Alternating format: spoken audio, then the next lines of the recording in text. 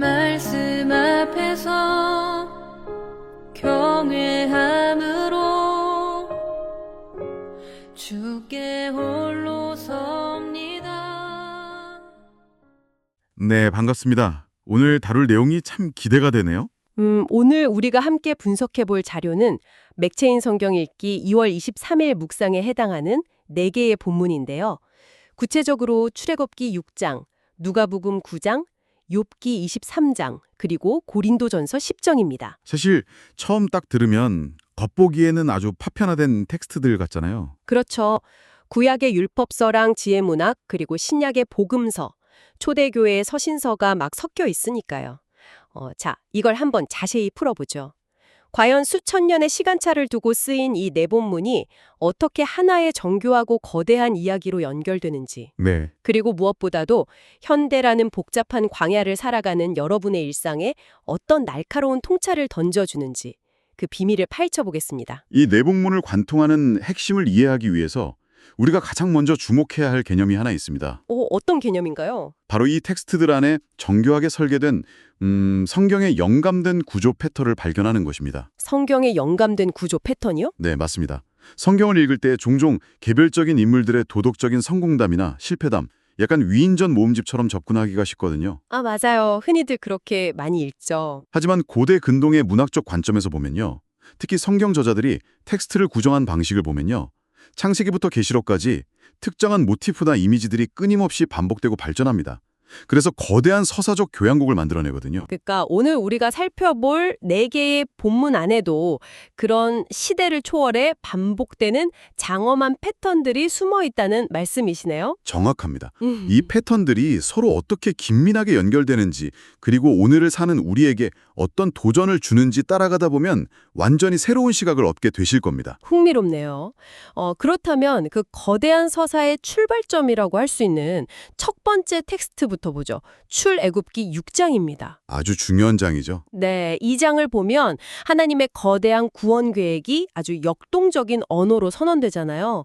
모세한테 나타나셔서 이스라엘 백성을 이집트, 그러니까 애굽의 압제에서 구원하시겠다고 약속하는 대목인데 네, 거기서 하나님이 아주 독특한 화법을 구사하십니다. 맞아요. 하나님이 무려 7개의 동사를 연달아 쏟아내시더라고요. 빼내며, 건지며, 속량하여, 삼고, 되고, 인도하고, 주어.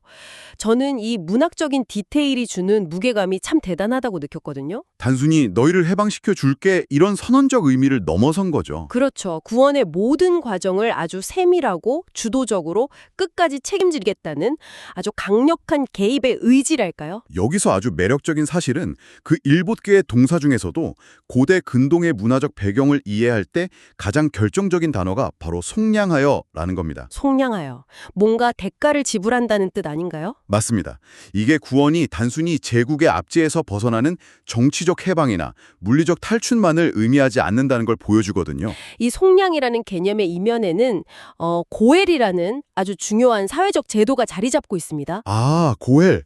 기업 물을 자라고 흔히 번역되는 그 단어군요. 네, 빚을 지고 노예로 전락한 친족을 위해서 대신 막대한 대가를 지불하고 그를 되찾아오는 아주 가까운 친척을 의미합니다. 와, 그렇다면 창조주 하나님께서 스스로 이스라엘의 친척, 그러니까 고엘의 위치로 내려오셨다는 뜻이네요. 그렇죠.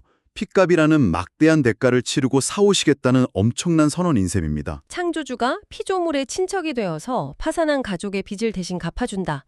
이 비유가 정말 강력하게 다가오네요. 구원을 단순한 감옥문 개방이 아니라 가족의 회복으로 보게 만듭니다. 가족의 회복, 아주 정확한 표현입니다. 그런데 여기서 아주 중요한 질문이 하나 생깁니다.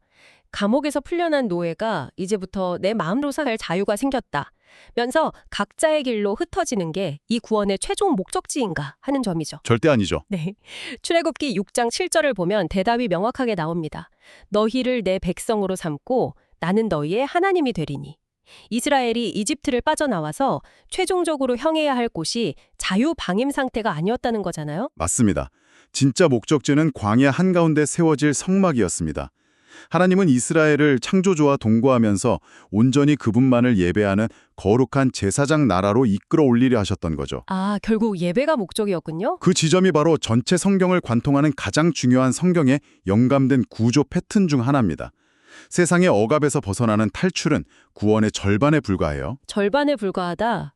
나머지 절반은 뭔가요? 궁극적인 목적, 즉 하나님의 임재가 있는 온전한 예배의 자리로 나아가는 겁니다. 이 패턴을 머릿속에 담아두고 이제 두 번째 텍스트인 누가복음 9장으로 넘어가면 구약의 출애굽 이야기가 어떻게 완성되는지 아주 선명하게 볼 수 있습니다. 여기서 정말 흥미로운 부분이 등장합니다. 여러분도 잘 아시는 누가복음 9장 아주 유명한 오병이어 기적이 나오죠. 벳세다 들녘에서 빵 5개, 물고기 2마리로 엄청난 무리를 먹이신 사건이잖아요. 근데 이 사건의 디테일을 구약의 렌즈로 딱 들여다보면 이게 그저 배고픈 사람들에게 식사를 제공한 단순한 기적이 아니라는 걸 알게 됩니다. 철저하게 의도된 사건이죠. 네, 과거 모세가 이스라엘 백성들을 이끌고 광야에서 만나를 먹였던 사건의 완벽한 모형, 즉 패턴의 재현이라는 겁니다. 누가는 아주 의도적으로 예수님을 생명의 떡을 공급하시는 분이자 새로운 모세로 묘사하고 있는 거죠. 맞습니다. 그리고 누가복음 조자가 설계한 이 모형의 재현은 오병이어 직후에 등장하는 이른바 변화산 사건에서 절정에 달합니다. 예수님이 제자 3명 데리고 산에 올라가신 그 사건이요? 네, 그곳에서 영광스러운 모습으로 변화되시면서 2명의 인물과 대화를 나누시잖아요.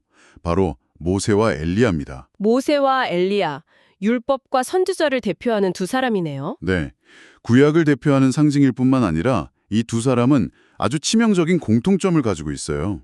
두 사람 모두 신의 산, 다른 이름으로는 호렙산이라고 하죠. 거기에 올라가서 하나님의 영광을 목격하고 사명을 받았던 인물들입니다. 아, 과거 구약 시대에 시내산에 올라서 하나님의 영광을 봤던 그 두 선지자가 이제는 하나님의 영광 그 자체이신, 새로운 모세. 네, 새로운 모세이신 예수 그리스도 앞에 서 있는 거군요. 와, 시공간을 초월해서 구약과 신약이 맞닿는 엄청난 문학적 장치네요. 그런데 여기서 우리가 절대 놓치지 말아야 할 아주 결정적인 연결고리, 즉 하이퍼링크가 등장합니다. 하이퍼링크요? 어떤 단어인가요? 누가복음 9장 31절을 보면 산 위에서 이 세 분이 나눈 대화의 주제가 기록되어 있습니다. 장차 예수께서 예루살렘에서 별세하실 것에 대해 말씀하셨다고 나오죠. 별세, 그러니까 돌아가신다는 이야기 아닌가요? 흔히 그렇게 번역되는데 여기서 별세, 즉 세상을 떠난다고 번역된 헬라어 원어를 들여다보면 성경 저자들의 천재성에 정말 전율하게 됩니다. 원어가 뭔데요? 그 단어가 바로 엑소도스, 곧 출애굽입니다. 와, 엑소도스요? 거기서 출애굽이라는 단어가 쓰였다고요? 네, 이 엑소도스라는 단어의 선택은 성경의 거대한 서사가 어떻게 수렴되는지 보여주는 완벽한 연결고리입니다. 예수님은 다가올 자신의 십자가 죽음을 단순한 정치적 처형이나 비극적 순교로 보지 않으셨던 거예요. 그러니까 구약의 모세가 이스라엘 백성을 파라오의 손에서 건져내서 홍해를 가르는 물리적 출애굽을 이끌었다면 네, 새로운 모세이신 예수님은 인류 전체를 죄와 사망이라는 영적 애굽의 권세에서 건져내기 위한 궁극적인 출애굽을 성취하시려 한다는 뜻이군요. 바로 그겁니다. 더 나아가서 과거의 6월절 어린 양의 피, 그리고 장자의 죽음이라는 그 거대한 심판을 거쳐서 출애굽이 이루어졌잖아요. 네, 피가 필요했죠. 마찬가지로 예수님 자신이 그 하나님의 맹렬한 심판을 온몸으로 받아내는 십자가라는 새 출애굽의 통로가 되신다는 것을 명확하게 보여주는 겁니다. 아까 출애굽기 6장에서 시작된 그 7개의 동사, 그 주도적인 구원 계획이 어떻게 이 신약 누가복음의 십자가 사건에서 새로운 엑소도스로 완성되는지 완벽하게 연결이 되네요. 놀라운 구조 패턴이죠. 자, 이렇게 거대한 구속사의 매크로한 그림을 살펴봤다면 이제 세 번째 텍스트인 욥기 23장으로 시선을 돌려보겠습니다. 가장 마이크로하고 내밀한 개인의 삶으로 들어가 보는 건데요. 네, 욥기는 참 아프고 현실적인 책이죠. 맞아요. 엄청난 서사적 스케일을 다루면서도 동시에 매우 고통스러운 영적 심연을 보여주거든요. 욥은 지금 모든 걸 잃고 극심한 고난이라는 영적 광야 한가운데 서 있습니다. 철저한 고립 상태죠. 네, 23장 8절과 9절을 보면 욥이 이렇게 절규합니다. 내가 앞으로 가도 그가 아니 계시고 뒤로 가도 보이지 아니하며 그가 오를 쪽에서 숨으시니 배울 수 없구나. 여러분도 살면서 한 번쯤은 이런 막막함 경험해 보신 적 있으실 겁니다. 내가 버림받았나 싶은 그런 순간이 오죠. 네, 철저히 길을 잃은 것 같고 마치 우주로부터 완전히 차단되어서 외면당한 것 같은 그런 억울하고 짙은 고립감이요. 이것을 더 큰 그림과 연결해 본다면 욥이 겪은 이 지독한 고립과 침묵 역시 성경 전체에 흐르는 거대한 광야의 시험 패턴의 연장선에 놓여 있습니다. 광야의 시험 패턴이요? 에덴 동산의 아담과 하와도 이 시험 무대에 섰었고요. 출애굽을 경험한 이스라엘 백성도 40년 동안 이 광야의 시험을 통과해야 했죠. 아, 그런데 앞선 인물들은 다 실패하지 않았나요? 안타깝게도 그렇습니다. 결핍과 두려움 앞에서 그들은 하나님의 선한 성품을 의심하고 끊임없이 통제 가능한 우상을 만들거나 차라리 과거의 애굽으로 돌아가겠다고 불평했잖아요. 먹을 게 없다고 고기 까마가 그립다고 막 그랬죠. 왜? 하지만 욥의 서사는 전혀 다른 방향으로 전개됩니다. 완벽한 단절과 고통 속에서 욥은 성경 전체를 통틀어 가장 놀라운 신앙의 고백 중 하나를 남기거든요. 아, 욥기 23장 10절의 그 고백이군요. 그러나 내가 가는 길을 그가 아시나니 그가 나를 단련하신 후에는 내가 순금같이 되어 나오리라. 정말 위대한 고백입니다. 저는 이 대목에서 욥이 자신의 고난을 어떻게 재해석하고 있는지에 주목하게 됩니다. 욥은 자기를 둘러싼 이 불길이 이유를 알 수 없는 맹목적 저주나 인과응보가 아니라고 본 거잖아요. 그렇죠. 오히려 불순물을 태워 없애는 재련소의 풀무불, 즉 주권적인 단련의 과정이라는 걸 통찰한 겁니다. 거대한 영적 어정 속에서도 욥은 세상의 어떤 보상이나 문제 해결 때문이 아니라 오직 창조주 그분 자체만을 바라는 순금 같은 신뢰를 증명해낸 거네요. 바로 그 지점이 욥을 단순한 인내의 화신으로 칭송하고 끝낼 수 없는 이유입니다. 철저한 고독과 고통 속에서도 심지어 하나님이 자신을 적으로 대하시는 것 같은 상황에서도 끝까지 그분을 신뢰한 욥의 모습은 성경의 구조 안에서 아주 중요한 원형으로 기능합니다. 원형이라고 하시면 누군가의 그림자 같은 거라는 뜻인가요? 네, 훗날 십자가 위에서 나의 하나님 어찌하여 나를 버리셨나이까 라고 절규하면서 철저한 버림받음의 고통을 겪으시잖아요, 예수님이. 네, 그러셨죠. 그러면서도 결국 내 영혼을 아버지 손에 부탁하나이다 라고 고백하시며 죽음을 통과하신 예수 그리스도의 완벽한 원형이 되는 것입니다. 와, 욥의 고난이 십자가의 버림받음과 연결이 되는군요. 네, 이것은 오늘날 우리가 겪는 이해할 수 없는 광야의 시간들 역시 단순히 우리를 파괴하려는 게 아니라 순금처럼 빚어내어 그리스도의 형상을 닮아가게 하는 정교한 과정이라는 사실을 암시해 줍니다. 욥이 통과한 광야가 개인의 재련 과정이었다면 이제 마지막 텍스트인 고린도전서 10장에서 바울은 이 광야의 시험이라는 주제를 초대교회의 현실, 즉 고린도 교인들의 삶으로 아주 예리하게 끌고 들어옵니다. 바울이 정말 날카롭죠. 바울의 텍스트를 읽다 보면 그가 구약 역사에 얼마나 정통했는지, 그리고 그걸 어떻게 하이퍼링크로 활용하는지 감탄하게 되거든요. 바울이 이스라엘 백성이 홍해를 건넌 사건을 세례로, 만나를 신령한 음식으로 재해석하잖아요. 반석에서 터져나온 물은 신령한 음료라고 했고요. 심지어 그 반석이 곧 그리스도였다고 선언합니다. 과거 이스라엘의 광야 역사라는 템플릿을 그대로 고린도 교인들의 상황 위에 덮어씌우는 아주 강력한 연결고리입니다. 바울이 이렇게까지 직접적으로 구약의 역사를 가져온 데에는 아주 긴급하고 준엄한 경고의 목적이 숨어 있습니다. 어떤 경고였죠? 고린도 교회가 문제가 좀 많긴 했잖아요. 당시 고린도 교인들은 영적으로 대단한 교만에 빠져 있었습니다. 자신들은 이미 그리스도의 이름으로 세례를 받았고 성찬에 참여했으니까 구원의 은혜를 확보했다, 철저히 안전하다 이렇게 착각한 거죠. 구원받았으니 이제 자유다. 약간 이런 식이었군요. 네, 그런 영적 우월감을 가지면서도 실제 일상에서는 어땠냐면 당시 이교도들의 화려한 신전 연회에 거리낌 없이 참석했습니다. 거기서 우상의 재물을 먹고 마시면서 고린도 사회의 타락한 문화나 세상적 지위, 인맥을 끊임없이 탐하고 있었죠. 겉으로는 신령한 척하지만 속은 철저히 세속적이었네요. 그래서 바울은 이들의 치명적인 모순을 박살내기 위해 출애굽한 이스라엘 백성의 실패를 거울로 들이미는 겁니다. 이스라엘도 너희처럼 엄청난 기적을 맛봤지만 결국 우상 숭배와 음행에 빠져서 광야에서 멸망하지 않았느냐, 이 뼈아픈 지적을 하는 거죠. 구원의 티켓을 얻었다고 생각하면 안심하지만 여전히 마음의 방향은 세상을 향해 있던 이스라엘 백성과 고린도 교인들의 모습이 소름 돋게 겹치네요. 현대 우리와도 겹치지 않나요? 맞아요. 우리는 출애굽을 가장 위대한 승리로 기억하지만 사실 현대 맥락에서 보면 이건 극도로 유해하고 착취적인 직장에서 퇴사한 거랑 비슷하거든요. 아, 비유가 아주 확 와닿네요. 퇴사요. 퇴사한 첫날은 막 해방감에 취하잖아요. 그런데 시간이 지날수록 그 회사에서 몸에 밴 온갖 유해한 습관, 방어 기제들을 새로운 직장이나 일상생활에 그대로 끌고 들어오는 우리 자신의 모습 말입니다. 옛 습관을 버리기가 참 힘들죠. 네, 이스라엘 역사에 빗댄 아주 유명한 비유가 있죠. 이스라엘 백성이 애굽에서 나오는 데는 하루면 충분했지만 그들 마음속 깊이 뿌리 박힌 애굽, 즉 옛사람을 빼내는 데는 무려 40년의 광야 시험이 필요했다. 옛사람을 빼내는 시간, 핵심을 찌르는 통찰입니다. 몸은 기적처럼 홍해를 건너 자유의 땅을 걷고 있는데 마음은 끊임없이 이집트에서 먹던 고기가마 냄새를 그리워하며 과거로 회귀하려는 그 지독한 관성. 이게 어쩌면 더 많은 부, 성공, 사회적 인정이라는 현대판 우상들을 끊어내지 못하고 기웃거리는 우리의 모습과 정확히 일치하는 것 아닐까요? 그 모순을 향한 바울의 진단은 매우 단호합니다. 주의 잔과 귀신의 잔을 겸하여 마시지 못한다.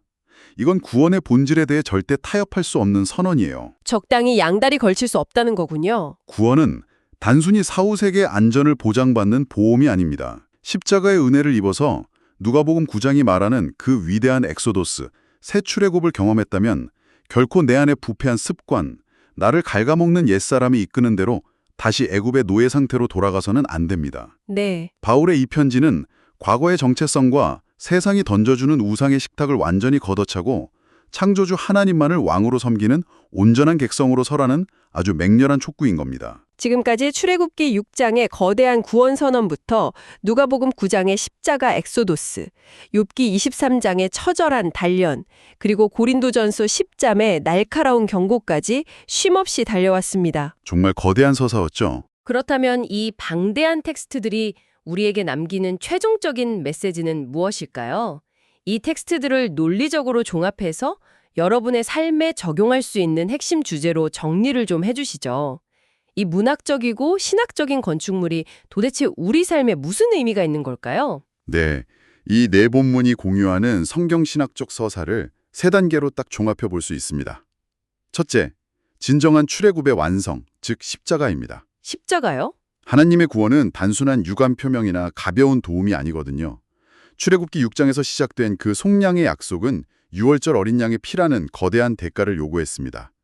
그리고 이건 누가복음 9장에서 새로운 모세이신 예수님이 십자가라는 거대한 심판의 홍해를 온몸으로 가르고 지나가심으로써 완성되었죠. 스스로의 노력으로 탈출한 게 아니라 핏값으로 지불된 위대한 엑소도스의 수혜자라는 거군요. 네, 두 번째는 광야의 시험의 목적, 즉 옛사람 죽이기입니다. 우리는 종종 묻잖아요. 구원받았는데 왜 내 삶은 여전히 광야처럼 척박하냐고요. 저도 가끔 그런 질문을 합니다. 너무 힘들 때요. 고린도전서 10장과 욥기 텍스트는 이 광야가 형벌의 장소가 아님을 보여줍니다. 이 시간은 우리 내면 깊숙이 또아리를 튼 이집트의 잔재, 세상을 향한 탐욕이라는 옛사람을 굶겨 죽이는 시간입니다.